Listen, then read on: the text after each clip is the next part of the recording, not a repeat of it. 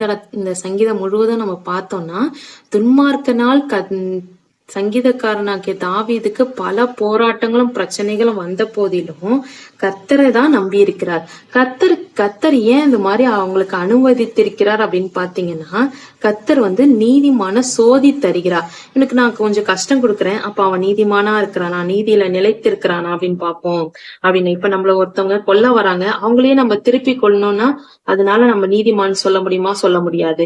அவங்கள நம்ம மன்னிச்சு ஆண்டவரே எனக்கு இரக்கம் பாராட்டுங்க அப்படின்னு சொல்லி ஆண்டவருக்கு நம்பி இருக்கோம் பாத்தீங்களா, ஒரு நாள் கட்டாயம் ஆண்டவர் விடுதலை ஆக்குவார். அவங்க கைக்கு நம்மள தப்பு வைக்க வல்லவரா இருக்கிறார். கர்த்தருடைய சித்தம் இல்லாம நம்ம தலையில இருந்து ஒரு முடியும் விதுராது.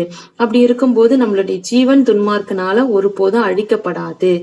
நம்ம நினைக்கலாம் ஒரு சில நேரத்துக்கு ஆண்டவர் நம்மளை கைவிட்டாரோ, ஆண்டவரே நம்பி இருக்கிறேன் அப்படின்னு. கர்த்தரை நம்பி இருக்கிற ஒருவரையும் கர்த்தர் கைவிட மாட்டாரு. கர்த்தர் நீதி உள்ளவர். எப்பயுமே நீதியை செய்ய மாட்டீங்களா ஆண்டவரே, எங்கெல்லாம் துன்மார்க்கர்லாம் என்ன ஒடுக்குறாங்களே, மத்தவங்க எல்லாம் என்ன கஷ்டப்படுத்துறாங்களே அப்படின்னு நம்ம நினைக்கலாம். கர்த்தர் நீதிமான்கள் மேல் நோக்கமா இருக்கிறார். நீதி உள்ளவர். அவர் நீதியில பிரியமா இருக்கிறார். செம்மையானவர்களை தான் நோக்கி கொண்டிருக்கிறார். நல்லவர்களை தான் அவருடைய முகம் பார்த்து கொண்டிருக்கிறார். அவர் முகம் பார்த்து கொண்டிருக்கும் போது அவர் சும்மா இருப்பாரா?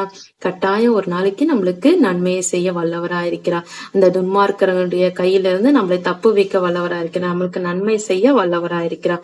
கர்த்தரையே நம்பி நம்மளும் ஜீவிப்போம். சங்கீதக்காரனாகிய தாவீதை போல கர்த்தரையே நம்பி நம்மளும் ஜீவிப்போம். கர்த்தர் தாமே நம்மளையும் நம்ம குடும்பங்களையும் ஆசீர்வதிப்பாராக. ஆமேன். God bless you.